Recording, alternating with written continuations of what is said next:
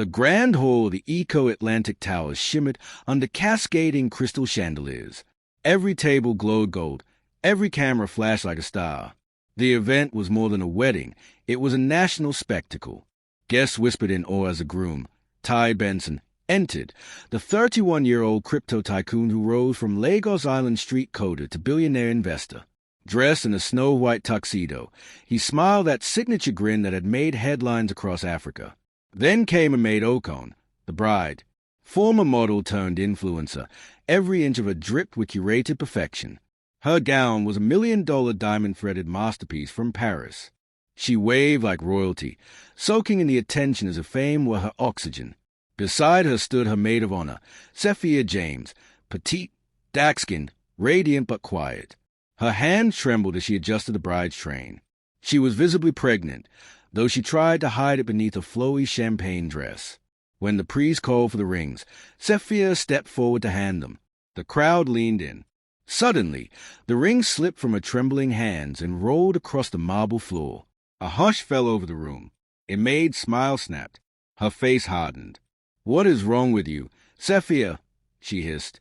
Everyone watched as she shoved Sefiya by the shoulder, hard enough that the pregnant woman stumbled. Cameras clicked. Phones recorded. Ty froze. The priest stammered. Gasps rippled through the audience. Sefiya steadied herself, eyes glistening with tears, but said nothing. She simply picked up the ring, placed it on the pillow, and stepped back. A maid turned to the crowd and forced a laugh. Pregnancy hormones, right? But no one laughed. That shove became history. Within minutes, #CryptoKing wedding scandal trended across X. Bloggers posted slow-motion clips with captions like "Bride from Hell" and "Who is the pregnant maid of honor?" And beneath all the noise, Sefiya disappeared into the background, the quiet beginning of a storm that would swallow them all. By dawn, Lagos woke up to chaos. The wedding video had gone viral, shared across YouTube, TikTok, Instagram. Comment sections exploded. She pushed a pregnant woman on her wedding day. "Wait, that's a maid of honor. She looks too close to the groom. There's something they're not telling us." Within hours, luxury brands withdrew endorsements from a maid. The same people who once worshipped her now mocked her classless behavior. Ty tried damage control. His PR team released a statement calling it a misunderstanding, but it only made things worse. Screenshots emerged showing that Sefiya wasn't just a maid of honor. She was Ty's former PA at his crypto company. Blogs claimed she had resigned abruptly 3 months before the wedding, right around the time her pregnancy began showing. The public drew its own conclusions. A maid's influencer deals vanished overnight. Commenters called her Queen of Cruelty. Meanwhile, tabloid hunted for Sefiya, who had gone completely off-grid. Behind the scenes, Ty's silence spoke louder than any statement. He didn't defend his wife. He didn't condemn her either. He simply vanished from social media, leaving speculation to bloom like wildfire. People began to whisper, "What if the baby is his?" The scandal evolved from gossip to obsession. The crypto king, the fallen bride, and the pregnant maid of honor who had become a ghost. 6 months before the wedding, Ty's company, CoinSavvy Africa, had been expanding fast. Sefiya, his brilliant PA, often worked late nights, running analytics, correcting white papers, and catching mistakes others missed. Ty noticed her. Quiet, loyal, sharp. She came from a humble background, the daughter of a trader from Aba. While others chased clout, she chased knowledge. One evening after a long coding session, Ty had too much champagne. He told her she was the only one who truly understood him. One mistake led to another, and that night changed everything. Weeks later, she found out she was pregnant. When she told him, Ty froze. "We can't do this," he said flatly. "I'm getting married to a maid. The media deal is set." Heartbroken, Sefiya resigned the next day. She packed her desk quietly, erasing her name from the company files. But her maid wasn't ignorant. She had found the message Sefiya sent Ty, the one that said, "I'll keep the baby, don't worry." Rather than cancel the wedding, a maid turned it into performance art. Forgiveness, grace, second chances. But deep down, she seethed. Her rage finally exploded on that altar. That shove wasn't just anger. It was the eruption of months of jealousy, insecurity, and humiliation bottled under diamonds.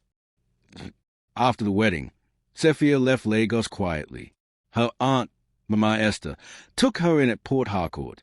Their small bungalow smelled of palm oil and warm solace, a world away from the luxury halls where she'd once stood. She stayed offline, nursing her pregnancy in silence. Every time she saw a trending post about the scandal, she felt her stomach tighten, not from fear, but from shame. Meanwhile, Ty in a Maid's world was crumbling. Investors started pulling out of CoinSavvy. Analysts accused Ty of using company funds to finance his wedding. EFCC began investigating irregular crypto transactions.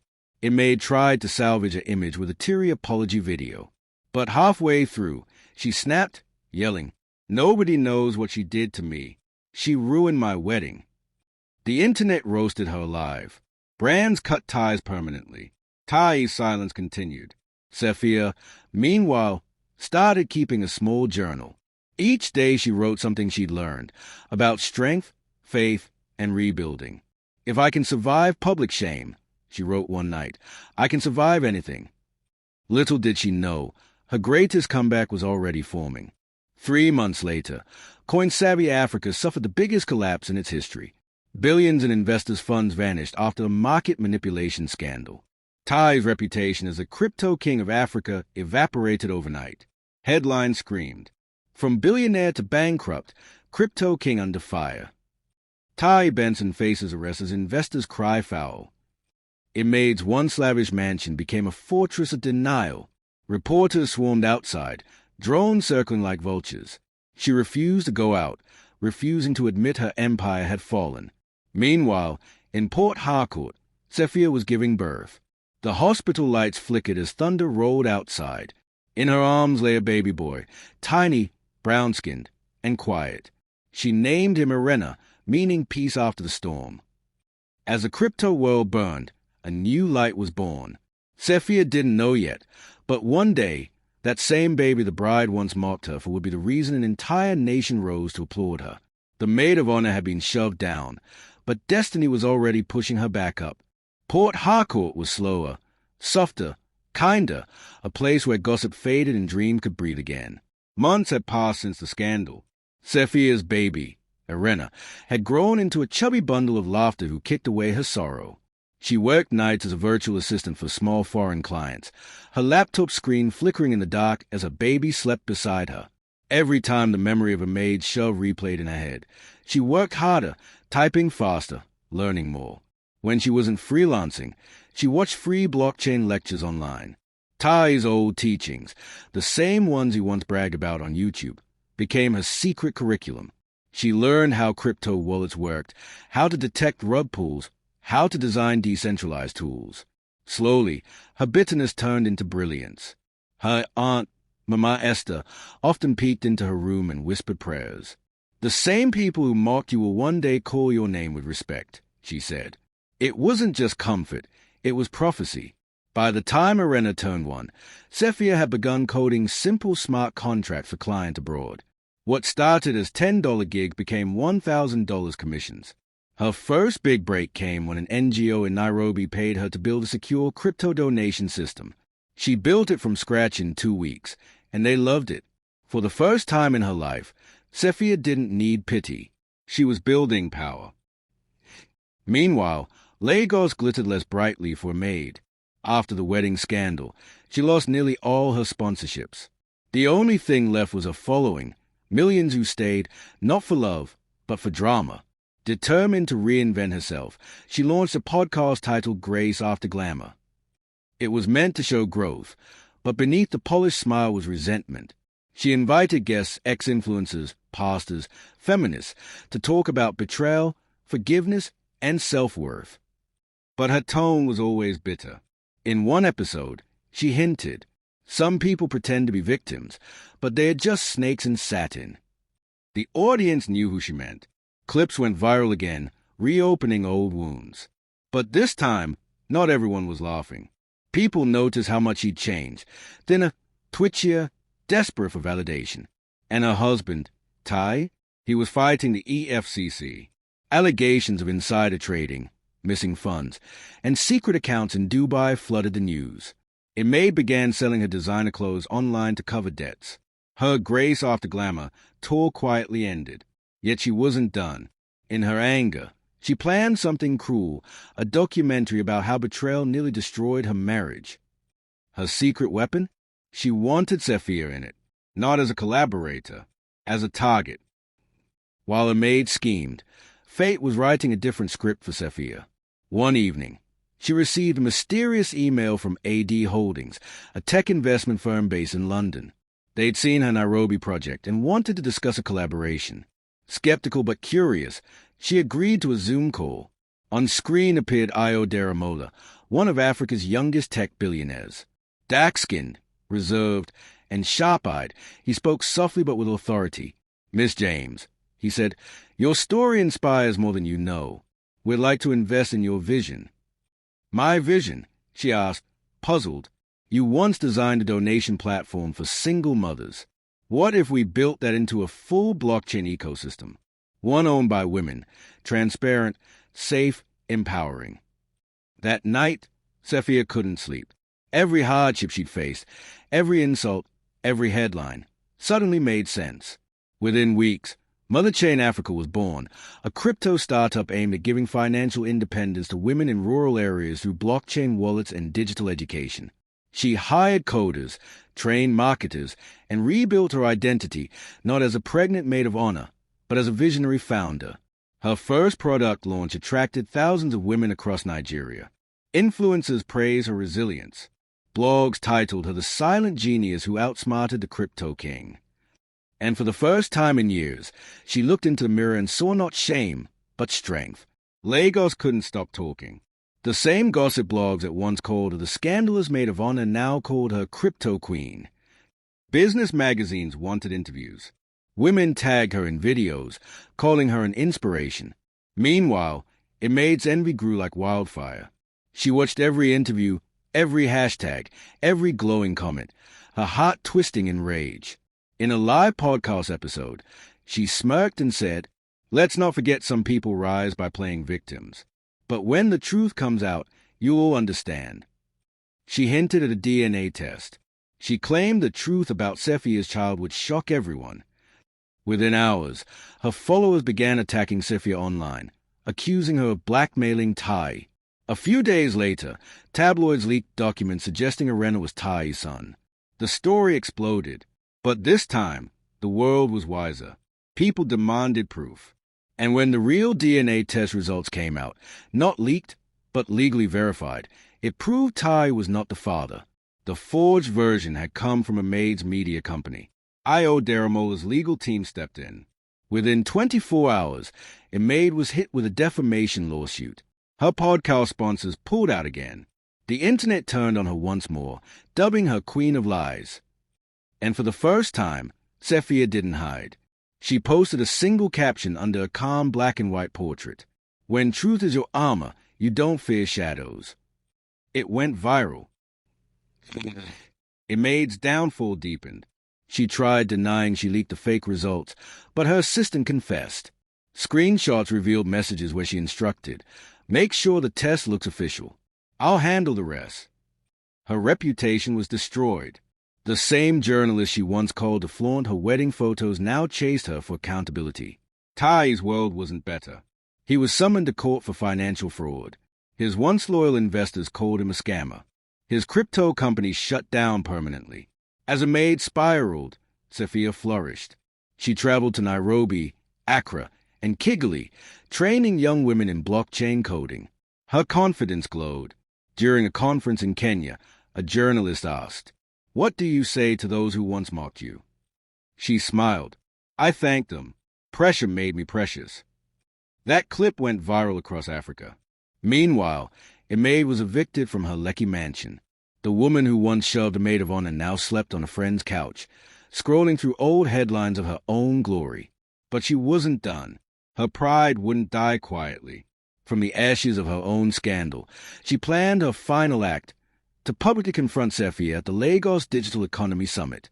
What she didn't know was that Sefiya would already be the keynote speaker. The stage was set for a reckoning the world would never forget. By now, Mother Chain Africa had grown into a movement. Across Africa, women were opening digital wallets, earning crypto income, and building their independence. Sefiya's face was on magazine covers, from maid of honor to mother of a revolution. Meanwhile, Ty's company, CoinSavvy, had crumbled under EFCC investigation. The man once called Crypto King was now the face of a billion-naira scandal. Banks froze his accounts, his board resigned, and whispers of jail time grew louder. Then, out of nowhere, Ty sent her an email. "We need to talk face to face. You deserve to hear the truth before the media twists it again." At first, Sefiya ignored it, but Io advised otherwise. "Sometimes closure is a final investment," he said. So she agreed, on one condition. The meeting would be public at the Lagos Digital Economy Summit, where she had been invited as a keynote speaker. That morning, the hall was electric. Media crews, influencers, government officials, all gathered to witness a woman who outshone the Crypto King. And as fate would have it, Ty was also scheduled to speak, right before her. When he walked on stage, looking thinner and defeated, the audience buzzed. He tried to smile, but the weight of disgrace showed.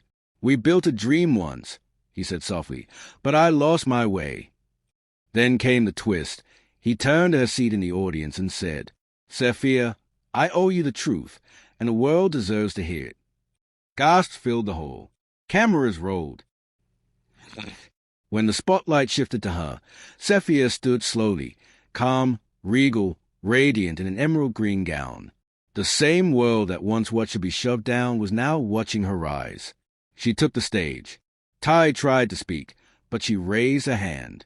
"You've spoken for years," she said evenly. "It's my turn now." The crowd erupted.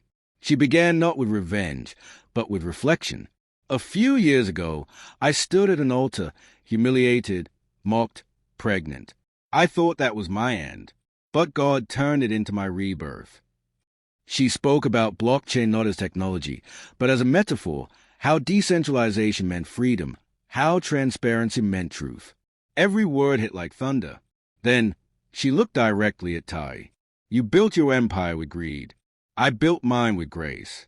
And today, only one of us still stands." The audience rose in applause. Cameras flashed. The internet exploded. Maid, watching the live broadcast from a cafe, nearly dropped her phone. Rage consumed her. Within hours, hashtags like #CryptoQueen and #GraceOverGreed trended globally. That day, Sefiya didn't just win the stage. She rewrote the narrative of every woman who had ever been silenced. Maid could not breathe. The woman she once called trash was now the continent's icon. She stormed into a high-end charity gala where she knew Sefiya would be honored that weekend. Wearing a forced smile and a wrinkled designer gown, she tried to enter uninvited. Security stopped her, but she shouted, "Do you know who I am?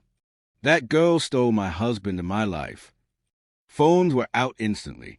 Cameras clicked. Guests whispered. Then, as if from a movie scene, Sefiya appeared, calm in a flowing white gown, the image of grace. She walked up to a maid and said softly, "I didn't steal your life. I just stopped letting you define mine." The whole fell silent.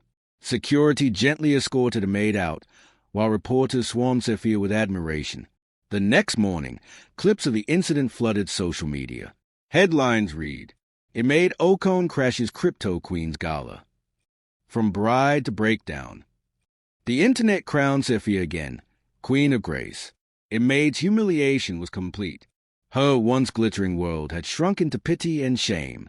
But behind the mockery, a strange calm was forming within her, the kind that only comes when pride has burned itself out. The EFCC finally completed its investigation. Ty Benson, once hailed as a financial visionary, was found guilty of embezzlement, insider trading, and tax evasion. His sentencing day was chaos. The courtroom overflowed with press. He stood in a plain navy suit, no jewelry, no charm, just regret. Before the final verdict, he asked to make a statement. "I built my empire on arrogance. I thought I was untouchable. But every brick I laid was stolen from someone else's honesty, especially his." He nodded toward Sefiya, who sat quietly in the back, attending not as an enemy, but as a witness. "If you ever build again," she whispered after the hearing, "build with truth." As God led him away, tears streaked his face.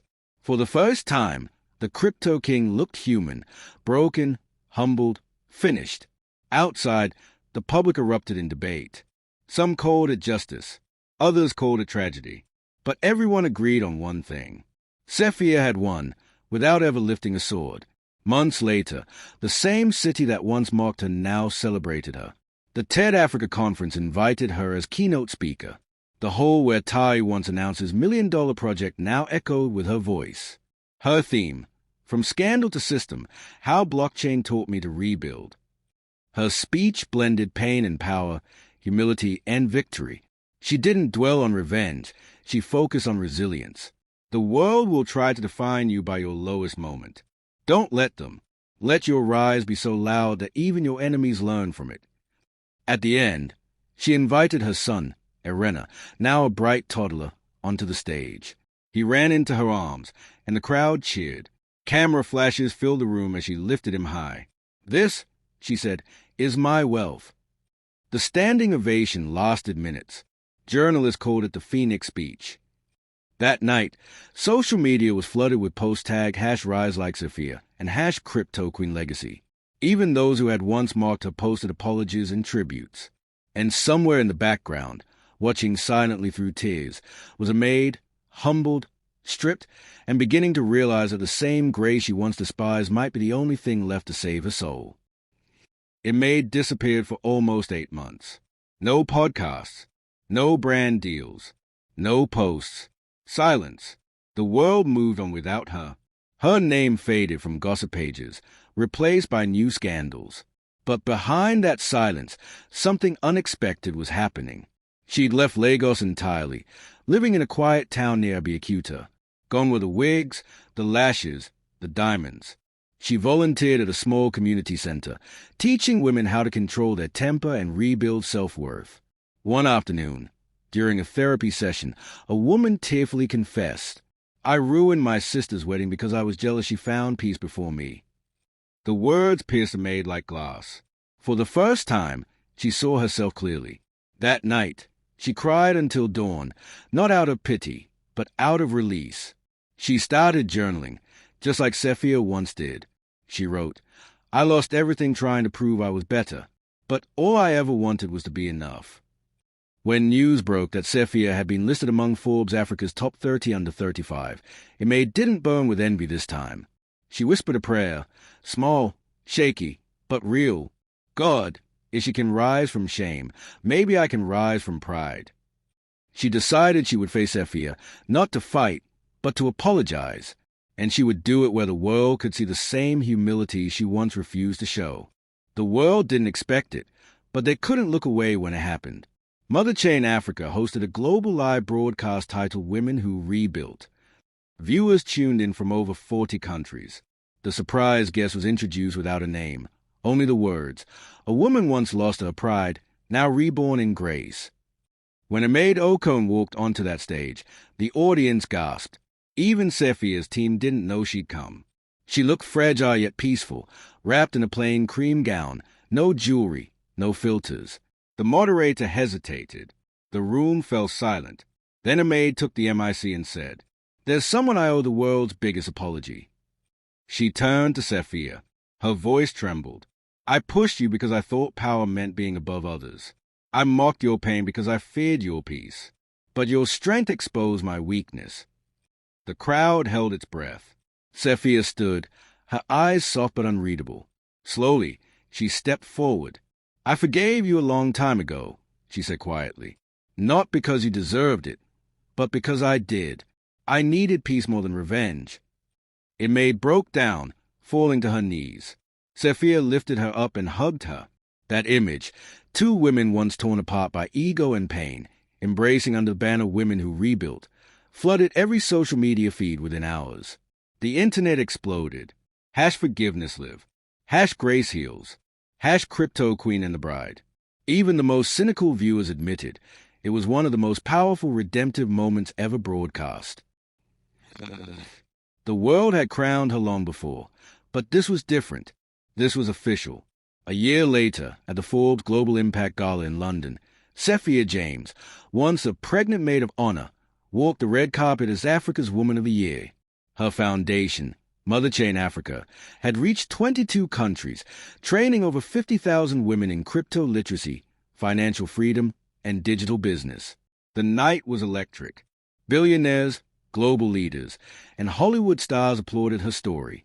But the true climax came when the host announced a surprise guest, Io Daramola, her silent investor and now trusted confidant.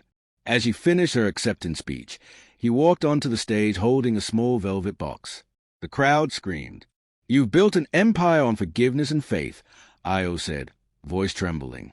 "It's time someone built a home around you." He went down on one knee. The lights dimmed. "Sefiya James, will you marry me?" Tears streamed down her face as the audience chanted, "Say yes." She whispered, "Yes, but not because I was broken, because I am whole." The applause was thunderous. Camera drones circled the hall, confetti rained down. And in that moment, the woman once shoved at an altar stood on one again, but this time as a queen of her own destiny. Months after the engagement, Sefiya returned to Nigeria for a quiet visit to a prison in Cuge. Inside sat Ty Benson, pale and thin, serving his sentence. When he saw her, shame covered his face. "You shouldn't be here," he murmured. "I came because I needed to close the chapter properly," she said. He slid a crumpled notebook toward her, full of sketches and reflections. "I'm teaching inmates how to code," he whispered. "Maybe one day I can give back what I took." For a moment, she saw the man he once was, before greed swallowed him. She smiled softly. Redemption doesn't erase pain, but it gives it purpose. He nodded, eyes wet. "Do you hate me?" "No," she replied. "We all mine something. Ty, some mine gold, others mine grace." She walked out into the sunlight, the same way she'd once walked away from humiliation, only now with peace that wealth could never buy. A year later, Netflix premiered a global documentary, Movie Camera Crypto Queen, the Maid of Honor Who Rose. The film opened with a viral wedding clip, the shove that started it all, and ended with her standing on stage beside Io, holding her son and her award. Critics called it the most powerful African true life story since Invictus. The world wept, cheered, and learned. Everywhere from Lagos to London, young women repeated her quote like gospel. "You can't rise by pushing others down." The final scene mirrored the beginning, another wedding altar, another white gown. But this time, no shove, no shame, no scandal. Only applause. As she walked down the aisle toward Io, Irena led the way holding her train, the same role she once played for someone who humiliated her. The crowd stood as a string orchestra played softly. The camera zoomed in on a serene face, glowing, powerful, unstoppable. Voiceover from Sefiya's narration closed the film. "They called me a maid. They forgot that every queen once served before she ruled." The screen faded to black. #Crypto Queen Rises trended for weeks. Her story became a global anthem, not of revenge, but of rebirth. And for every woman who had ever been shamed, silenced, or shoved aside, her name, Sefiya James, became more than a headline. It became a legacy.